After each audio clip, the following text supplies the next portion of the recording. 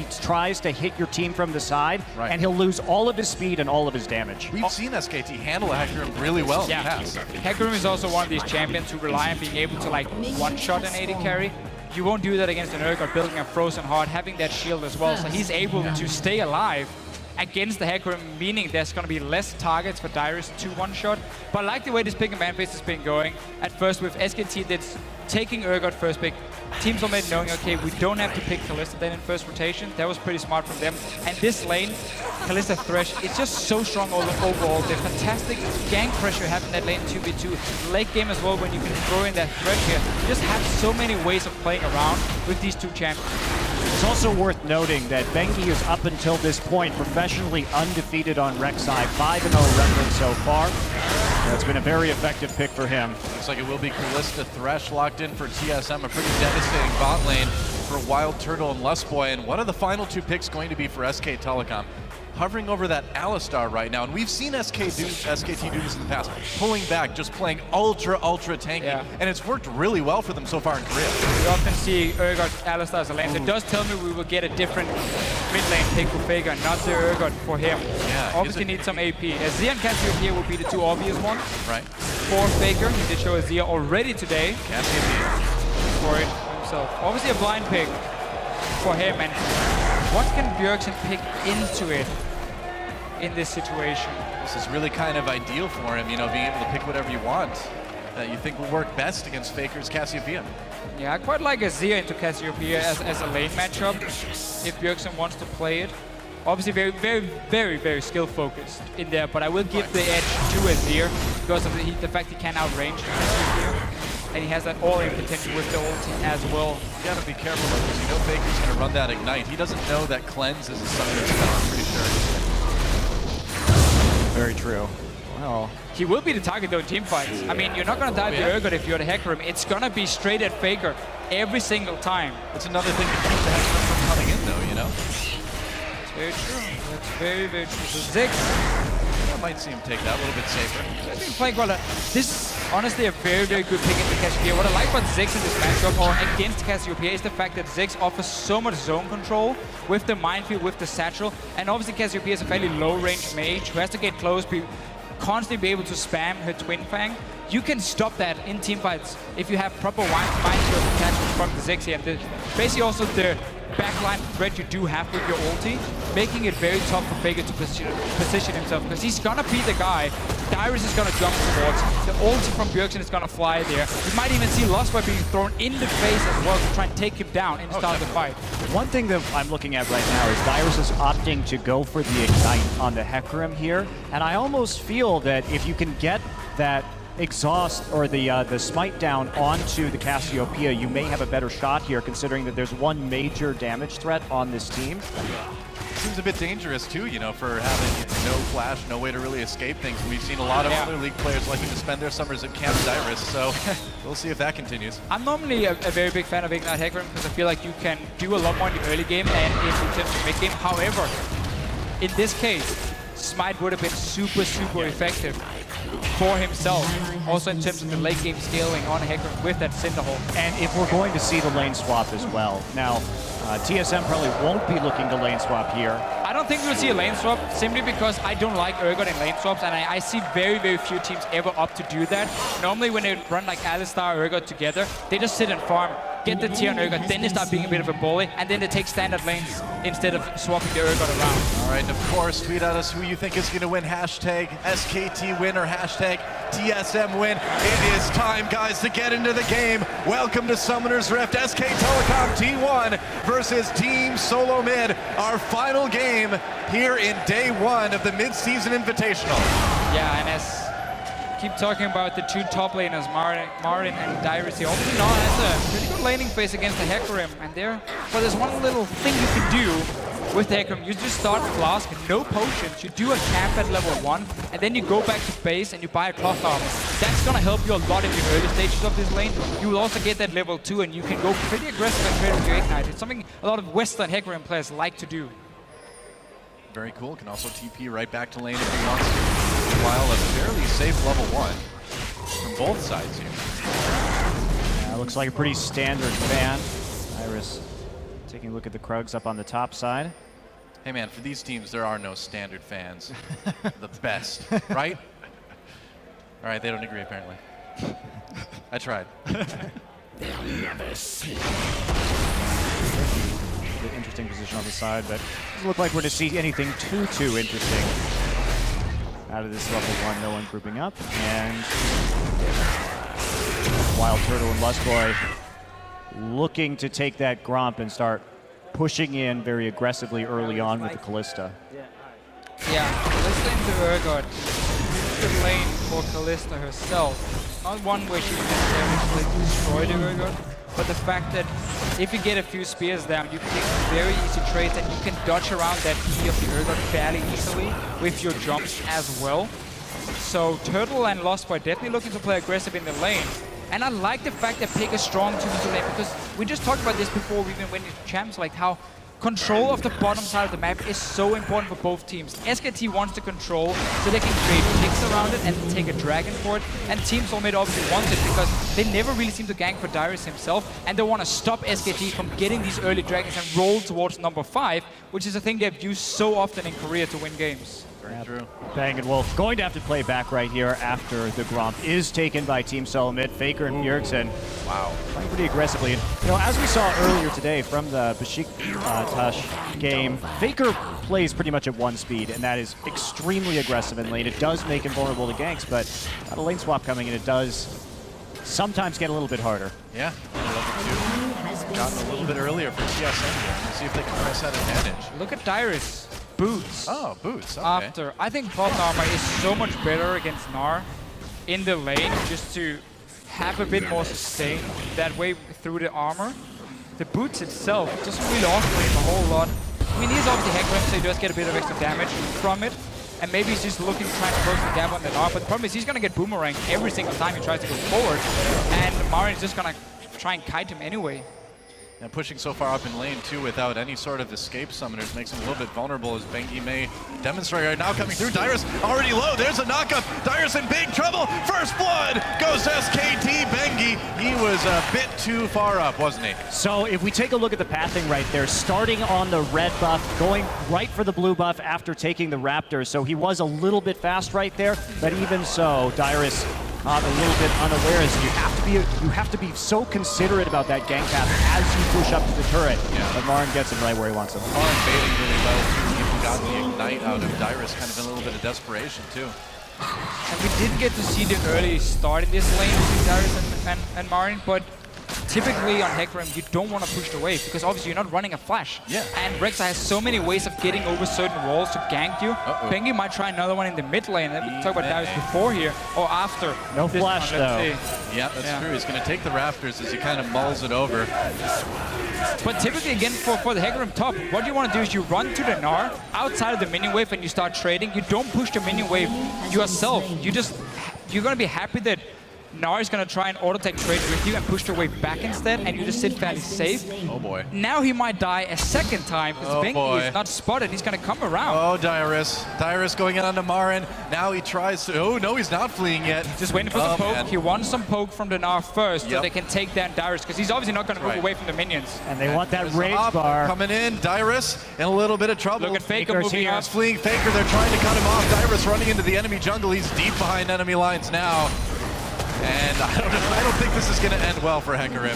Looks like he's trying to get to the turret to maybe get an execute, but nope, no chance there. Just going to run right back in, and we're off to the races. Hecarim, he's going to win like a one-man horse race, but in the end, he's still going to get taken out by SKT. There is 2 kills. Whoa! Thanks, Grump, bro. And right there again, if you look at the setup on that, they had a ward that had been placed by Bengi right at the Raptor, but they're we've going to got... Smash in the bot lane, nice grab onto Wolf. Wolf taking a little bit of damage, but that pulverize looks like it'll keep him safe. Yeah, getting low, but not getting killed.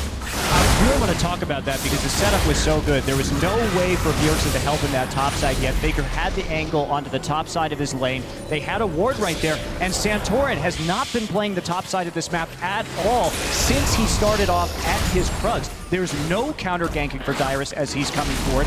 He's not in the lane brushes in order to make a play. This is awkward. Bengi a little bit lower health, but now taking a big chunk out of Santorin. He's getting hit by the Raptors as well, but Santorin not wanting to stick around there, finding it a bit too dangerous as he gets chased back to his side of the map. And as much as we can talk about Santorin and not helping Dyrus, he's been misplaying the lane itself by pushing it twice now and being caught out from it. I mean, that's not how you can play this matchup when you don't have a flash. Oh. And you know the enemy team likes to tap you. Bjergsen tried to pop that up, but Faker flashes out of it.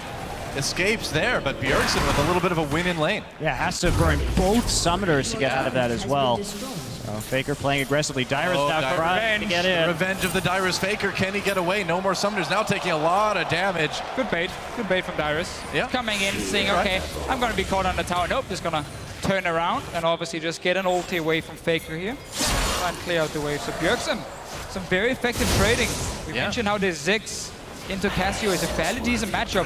Not too much for the laning phase, but more how it's going to end up in team fights. Bjergsen going to try and really zone out Faker, Minefield and Satchel. And then have that, obviously his ulti and long range round from his Q to try and get onto this Cassio here with some damage. And the fan vote going pretty heavily in TSM's favor right now. I'm curious what Marin is going to do here. Looks like he's not going to go for the fastest home guard boots available to him, but Marin, a player known for going early home guards on this Gnar, and we saw it so many times in the finals up against the GE Tigers because they really know how to manage rage and make some plays.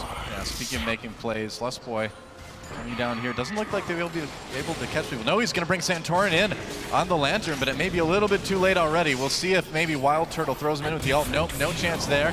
There's no ults yet. Oh, yeah, you're right. No ults yet. There's a very low chance that gank, I think, works, especially with how conservatively Bang and Wolf have been playing this, considering that they went for, of course, that tier first. You have to wait to stack that up. Well, that's what threw me off, man. I mean, because that kind of gank, you really kind of need some ults for that. Oh, Santorin. He's going to find Santorin right before the Dragon Pit. Looks like he's going to try to get over the wall. Not going to work, though. Oh, Chilling Smite. Santorin in a lot of trouble here. Oh! Denied! Headbutting it back out of the Lantern. Wow. Twice, man. First, Bengi moves in front of the body slam to stop from getting over the wall, and then Wolf just follow Lustboy up here. Sick. Headbutt him back. Well, and even then, Bengi had another tunnel. They're going out a Wild Turtle. Bengi there as well, too. Lustboy in trouble in the back lines. Wild Turtle pulls in Lustboy. There's a knockup. Dyrus comes in, exhausts immediately on top of him, but Bang in trouble. There's a kill, though, for Wolf, though. A big melee in the bot lane. Wild Turtle still getting lower. Bengi, though, under threat. They'll get another kill. Dyrus manages to take down Wolf, but it looks like Marin and Wolf will be able to actually maybe finish off. Will they? Looks like Bang went down. Wolf knocks him away. No, they have. Dyrus is angry. He's smashing. He's coming back. Oh, man. A lot of action here in the end. 1 for 2, I believe, And from TSM. right there, the big problem was that SKT didn't have their ults available to them yet at the start of that fight. So they couldn't really make too many plays right there. They got a bit over-aggressive. And let's take a look at this one again. This was So awesome. we talked about how SKT likes to have these early ping walls around the mid lane as well. Here's one of them spotting Santorin. That's why they also know they can take this fight. Look at Wolf. Lands on for Santorin, just headbutts him back in. You're not going anywhere. And gets the kill for himself, and then sets up another play in the bottom lane. Wow, are they going to spot Bengi with that ward? Now it's all about Dragon. And what we didn't mention, too, was Faker actually was getting chunked out of the mid lane during that entire process. So he's actually falling relatively far behind Bjergsen in terms of farm at the moment. It's getting a little bit risky for SKT here. It is so hard when you just want to move forward and spam Twin Fangs on this Yordle in the mid lane, and then there's a minefield under you. Yeah. And it looks like Marin is going for the home guards into the Mallet build. So they're going to try and extend the laning phase right here. Kind of sad we didn't get to talk about this before because the fight for it up. But it's something we see quite a lot for someone like Moro from EDG in this Hecarim Gnar matchup, and also Marin pulling it out. Oh, It's simply super good in the one-on-one. Santorin coming in, nice flash play, there's a box, Bang manages to get out. It looks like Wolf may be in trouble. Meanwhile, action in the mid lane. Bjergsen in a lot of trouble. Faker gets the kill with the Twin Fangs. Meanwhile, down in bot lane, looks like Wolf and Bang were able to escape successfully. SKT managing to get a kill in mid finally. Look around this mid lane here. Oh, let's talk about Outlook because there's more action. Look at that, Bang! Knocked back out from under turret, getting low. Position reversal gives him a little extra tankiness. Is it enough? The dive still so Baker's powerful. coming. Bang is still there. Here comes Bangy too. Bang is still alive. Kliss hasn't killed him yet. Bangy gets the kill on the Lustboy. Meanwhile, Santorin forced away. I can't believe Bang is still alive. You know who's not going to be though? Wild Turtle. Goodbye. A double kill for Bangy, and Faker claims another victim. Santorin goes down in the jungle. Everything is going wrong for Team Solomed at the moment. That gank in the mid lane first. SKT has so many wards set up around Faker here. He can play aggressive. There was nothing to swap Bengi coming in as well. And that was a losing matchup at first for Faker. And then the bottom lane. Bang staying alive. Obviously you roam from the mid lane after Ziggs is already dead. You get Dragon, first Dragon by SKT. Monty, you love your stat with it. Such a good situation now for them. Yeah, if we take a look at this too, Bang gets knocked out, but immediately position reverses. Santorin has no more mana here. Wolf gets the exact right headbutt in this situation. They'll lantern him back in, but he has that shield that he's going to pull back up, and Bengi coming in at the right time as well. Turtle doesn't actually manage to get the lantern. He stays too long on the other side and gets separated from his team. He got too greedy for that kill from Bang. We're probably going to jump right into Bengi and Faker anyway. And end up dying for himself. I didn't get to see when he used the Rend, but clearly didn't get the kill on Bang when he did. So I'm not sure if he just tried to pop a little bit too early and therefore lacked the damage water. We're expecting to get the reset at first, and then go for the second one as Santorin. Getting harassed more in the jungle, gonna take the lantern out. And I gotta say, you know, people were calling Wolf playing on this team coming into this event, but he has not been that risky. And now really the problem for Team Solomed is, at first, they were trying to make a few plays on the bottom side. They got a kill with Dyrus coming in. That backfired completely. So now SKT in every single lane has gained some sort of advantage, except for maybe if you look at the two AD carries, but then everyone else has just gotten the kills. And because Marin is building Frozen Mallet, and he's gonna be this one-on-one against Dyrus over and over, Dyrus won't be able to touch him because of the Frozen Mallet. Now, this Frozen Mallet, it has to be said, isn't the best for early game team fights. We see Faker getting chased into his own jungle. Here comes Wolf from behind. He's got to be careful he doesn't get caught here. Going to go on to Santorin anyway. This Pulverized Lustboy headbutted into the red buff pit now. Faker. Oh boy. Lustboy in a little bit of trouble, drops that box, but I don't think it's going to save him. Just trying to delay to get the rest of his team involved. Faker still gets that kill on a rampage now. Bengi comes in, chilling smite onto Wild Turtle. Kalista in a lot of trouble. Headbutt pulverized onto Wild Turtle, and he'll get taken out. Bengi manages to pick up another kill. He was such a hero in SKT's match against CJ in the semifinals. Really making plays here today as well. And I mean, really, SKT just pretty much comprehensively outplaying TSM across the map at this point. Nearly a kill a minute for SK Telecom in this game. Wild. And this is the problem too, is that we're talking about two-tier champions. We're talking about Cassiopeia stacking the tier, the Urgot stacking the tier, Marin building the Frozen Mallet first. The longer this laning phase goes, these are not fights that they should be winning right now. Yeah. They are in a power trough. Once those tiers come online, it is going to be a very bad situation for Team Solomed. Well, Lustboy trying to defend that bot lane turret as well as he can. It's still so much pressure from SKT. Bengi just doing a little bit of farming as well. And man, Wolf, I am just like in love with his Alistar play in this game. It has been so good. So Dyrus going after this Trinity Force as well. It's going to take a long time to get there. Yeah, and the problem for Dyrus in this lane is going to be the fact that because Marin is building for the one-on-one and not for the team fight, is not the most overbeating item in a team fight. He's going to be able to kite the heck from around nearly all the time. So the impact Dyrus will have to come from teleports, where he needs to dive Faker and just kill him with this Trinity Force. That's the only thing he will be able to do at this point in the game. And the scary thing about that Frozen Mallet onto a Gnar, so we see Bengi. Oh, Dyrus gets caught by his Krug. Marin comes in, he's got the red buff as well. That's two red buff champions. Dyrus in a lot of trouble. Ults away, will he make it? Looks like they'll let him go for now. Oh, or not. Santorin comes in, forces a flash out of Bengi. And it looks like, unless Santorin can catch up, they may have to leave it at that. They've got the ult from Bjornsson to maybe help take this one. Bengi, though, on the run. Dyrus is going to teleport back in. They're going to try to make a play here. He catches Marin and Bengi. Bengi goes down immediately. And Dyrus, he wants another one. A lot of damage onto Marin, but he becomes Mega Gnar just in time. And I think he's going to keep going. Yeah, you don't want to get dove under turret with that. Ult comes in, looks like just to clear that wave by turret, so Faker can't do any more damage to it. All right, so well played here from Team Solo Mid. They get the kill and they defend the mid lane at the same time. Bjergsen returning to lane. Dyrus proxy farming a bit though, and that's going to prompt a teleport from Marin. Here come the home guards. And the Frozen Mallet is completed. He's still got that red buff too. Wow, flashing over the wall. Meanwhile, rush. Rek'Sai gets behind him. Faker coming in as well. Dyrus in big trouble. Marin may just go ahead and give this one over to Faker. We'll see. Marin, nope, takes it for himself. You can't proxy farm in that situation when Faker has pressure on the mid lane and the teleport is up.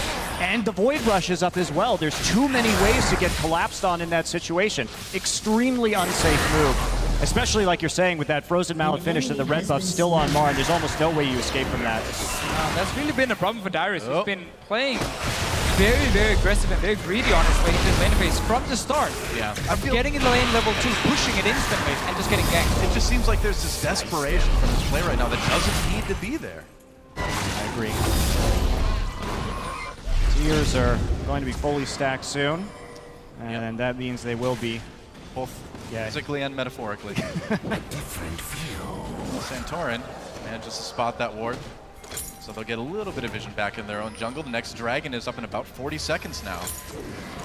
Yeah, let's look at here what's going to happen. So SKT next objective for them is obviously the dragon. They keep having these pink wards on the bottom side in the river. SKT has been controlling that nearly all game long. Team Soulmate has not been able to do anything, and every time they walk into that river, they would get caught out and simply end up dying for it. So next dragon is a fairly easy setup for SKT. They have timed the recalls. Naj just come back to base. Bang gets a bot tower for himself and mid tower, so they get so much extra gold as well. And this entire map is now open to even get the deep wards in around the blue buff of Team Solo Mid, and you can just set it up perfectly. There's no TP for Dyrus, so he's out of this fight, and he's the only guy who can kill anyone in the backline of SKT at this point. Rest of Team Solo Mid is looking more to like kite backwards with the Ziggs, try and control where Faker is moving, zone him out and poke him a little bit, and then maybe you turn around and go for a kill if someone drops low. But as long as there's full vision control, that's never gonna happen. Another dragon again, and meanwhile Dyrus continues to get harassed by Marin. In a little bit of trouble. Dyrus trying to escape. There's the Gnar ult. Another easy solo kill for Marin as Santorin comes toward the body of his favorite one. Plus, goes to Frozen Mallet against the Hawks. Isn't that pretty good? Always chasing him down like over and over. It doesn't even matter if you set yourself behind in terms of your tanky items for team fights, because you can just keep being a bully in the one-on-one lane. Now, last point, we just talked about how whenever they show the river from Team Solo Mid, they get caught out. Yeah, pretty much. And then they get pulled in. Yep. Wild Turtle saving his support there. They're still going for this one, though. Wild Turtle is still really far. He's going to try and recall. He's going to get wrong part of the brush. Oh, he canceled his recall. Saw Bengi coming in big trouble now, doing a lot of damage to Bang, though. Bengi manages to make something happen. Position reverser, and he gets out on the Lantern, but there's Wolf right there, getting a bit bloodthirsty. Bang gets a kill anyway, and now Lustboy with that exhaust on him is in a lot of trouble. SKT getting another easy kill. It's 15-3 now. Bjergsen finally able to get the first turret of the game for TSM, but things are still really looking grim. I'm surprised to see TSM playing so recklessly in this game. They've been overextending time and time again. It's not characteristic of their play. Yeah. And when I think about TSM, Bjergsen gets found by Marin. And Marin knew exactly where he went to, and Bjergsen saw a lot of trouble. Tries to enlist some help from the Wolves, but they're not coming that far, man. They live in that little den. Another kill for Marin. And Dyrus continuing to try to take that top turret. Looks like he might be able to now, but TSM has been such a methodical team over the course of the NALCS playoffs, and the risks that they're taking in this one are just getting punished left and right. Dyrus. Well, we know how this one's going to end up. Marin gets another one. He's now 6-0-1 on this Gnar. And you're right, I mean, about TSM. They've been so good, so methodical. All spring split, and in this game right now, I feel like the nerves are getting to him a little bit. Yeah, Marin's going to start a glue factory soon. He's got enough dead horses, it's true. He's coming in. And so, more pressure. SK Telecom. Yeah, I mean, at this point, Marin is just going to keep Sway pushing. It's kind of clean up from here on out, huh? All game long. Well, it's like the Team Solo Mid. In order for them to come back in this game here, they gotta try and have a situation where Dyrus can sit in the one-on-one lane with Marin and just sit there, not fight or anything. Just sit under his own tier 2 tower, go back to base when they want to force him right in front of, let's say, a Dragon into our team for a bit, get that home guard engaged, and then you need to rely on Bjergsen being able to land poke. He's going Lute and Zeko to maximize his poke damage as well. That's the only way for Team Solo Mid to start winning fights. But it's going to be very, very hard. The problem with relying on that home guard engage is the fact that there's an earth. And when the home guard engage comes in, all Bang has to do is press R and click on Hecarim, and he loses all of that speed, all of that burst, and then he gets put in the front line, and there's no longer any kind of flank. And even it's a very powerful pick against Hecarim. And even if you don't have home guards, you're going to have an Alistar who's going to get CDR, who can just headbutt you away as well and completely stop the same thing from happening from Dyrus. Turns around immediately onto TSM. Look at that nice headbutt. Pulverized Santorin trying to help his teammates escape. Lustboy pulled over the wall by Wild Turtle, and SKT continues to chase. Wolf, can he get there in time? Bengi, they call Wild Turtle. There's the position reverser, and there's a dead AD carry. And SK Telecom, oh, nice flash pulverize onto Bjergsen. He's in big trouble now as Bang comes in with the big damage. The ult does nearly nothing as Bang picks up the double kill. Lustboy trying to get back to the base, but Bengi says, no way, I'm coming in there with you. Santorin just hanging out right now, checking out the wreck side, waiting for that tunnel cooldown. There we go. Back out again. And that is much happier I think since right now. One hammer works for you on an arm. One against one. Yeah, man. Phase for him as well, and Wild Turtle starting to go Hurricane is a thing that This is dislike a lot versus tanks. You can't do this in this situation because in order to actually effectively use the Hurricane, you have to hit more than one target. And if he's hitting more than one target, he's going to get Cassiopeia ulted, pulverized, position reversed, or Gnar ulted. It's also the fact that you have a build now where you don't want any crit. And you're going to have to be able to take down some tanks if you want to break through the front line of SK Telecom. Without any crit, you're gonna need like 20-25 spears on a target, and that might not even do enough before you get like the third item of the Last Whisper. So you just don't have any single target damage from the side of the Kalista at this point. Let's take a look at this fight one more time. I mean, TSM just on the defensive from second one on this one. Yeah, and Marin just teleporting into that fight as well. Wild Turtle caught trying to take the Lantern right there by the position reverser. There's the flash pulverized from Wolf, just zoning out in front of Bjergsen right now. Bang, able just to pretty much solo Ziggs right there as the rest of the team follows up. Bengi with the flash over the wall into the knockup through the base game. And it's just so clear to see the game plan for SK Telecom and the way they like to play around the bottom side of the map. Typically, in terms of being rewarding, they've used it so well to punish every single time in the early game. And then with the early gangs on Dyrus, who was overextending, Mario just got so far ahead on this arm that he could get that frozen mallet fairly early and use it. Just so SK Telecom would say, we're going to win top lane no matter what at this point because we got frozen mallet completed. We have a good head start from our Gnar, so we just focused everything bottom side. And there was just too much for TSM to handle. SK Telecom moving around the map now, taking down turrets. Next Dragon is live, and you know they took a very easy Baron as well. Baker just going and soloing the Dragon. That's number 3 now. SKT with total map control. And I gotta say, I'm a bit surprised that this one ended up being so one-sided. Yeah, I will admit I was expecting a more defensive approach for Team Solomid, also with the way they wanted to control their own vision, like have very defensive warding to try and spot if any roams were happening for SKT, and then try and play a fairly slow laning phase where you would expect, okay, you know Dyrus often gets camped, so we try and play around that one. Also, you had the Ziggs, so you can slowly just sit and chip away the mid lane. Here we go. Dyrus trying for a flank from behind. He's flank out. Onto Faker. Faker takes a lot of damage, actually. Gets very low. Nicely from Lustboy. Can he do it? Wolf coming in for the pulverized. Lustboy in a lot of trouble. They do get Faker, but now Marin comes over the wall. There's a flash trying to pick up the support. Meanwhile, Dyrus on the run as well. Bang took a lot of damage from the turret. Oh, Bjergsen took him out with the ult, but SKT still, even without their carries, is doing enough damage. They're tanky enough. The double kill for Bengi. SK Telecom just unstoppable at this point. 4 kills, only Bjergsen making it out. It was a really good call by TSM, though, in that situation. Oh, there's the ace. It's the only call you can make. And had it been even gold, that team fight could have been won by them by getting such good engagement. Oh, that would have crushed him. They took the fight where Bang wasn't there to just stuff the flank immediately from the Hecarim. So they actually were able to get onto Faker in that instance and take him out early. I think TSM had the right idea. Oh, yeah. It's just, unfortunately, they're a lot too far behind. A lot. It's true. Well, with an engage like that, I mean, that was pretty much the perfect engage for TSM. And, yeah, we even had Bang coming in and pretty much dying to the turret there, too. Double brutalizing the Bang now. All right, well, I mean, the more limbs you have, the more brutalizers you can hold, right? Well, that'll help. It's a lore build. Once he gets Ghostblade, but That's true. bit unorthodox right there for Bang. Why not? Wild Turtle is going to try to pick up his red buff here. Wolf may want to try to prevent that. Cowboy Alistar is disturbing, by the way. Are we supposed to believe he's like hurting his own species? Like harming his fellow cows? That is a disturbing skin right there. Freaky. He's babysitting. I guess so. He's the bull, got to babysit all the cows. Less said about this than that. All right, love the Mikhail's pickup for the cow. Now we're talking about it. That's basically the only way you think it's gonna die is if he gets locked down. Then Mikhail's gonna prevent that happening.